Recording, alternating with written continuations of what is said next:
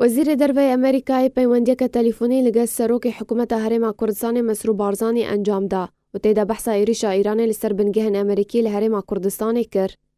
مۆرگان ئۆرگاتس بەردەفکە وەزارەتە دەرەوەی ئەمریکای ڕاگەهاند کۆ مایک پۆمپێۆ وەزیرە دەرەوەی ئەمریکای دڕیا پەیوەندیەکە تەلیفۆنیدا لەگەڵ مەسروور بارزانی سەرۆکی حکوومەتە هەرێما کوردستانی بەحسا پێشهاتەیەن داویە یەن گرێدای بە ئێریشا ئیرانی بموشەکان لەسەر بنگەهێن ئاسمانی لە هەولێرە پایتەختە هەرێما کوردستانی و پارێزگەها ئەنبار کرد. مۆرگان سەربار کرد کۆ مایک پۆمپێۆ وەزیرە دەرەوەی ئەمریکای لەگەڵ سەرۆک وەزیرن هەرێما کوردستانی مەسروور بارزانی گەهان ڕێکەفتنەکی کوێ پەیوەندی ناوبەرە واندا بەردەوام بە. پاسەدارن ئیرانê bingehên leşkeriyên Emerîkî bi mûşekên balîstî li Hewlêra paytexta Herêma Kurdistanê û parêzgeha Enbar armanc kir.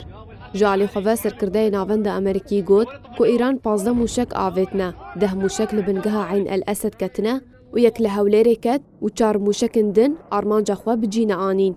Armanca Îranê li ser bingehên Emerîkî ji bo tolvedana kuştina Qasım Süleymaniye.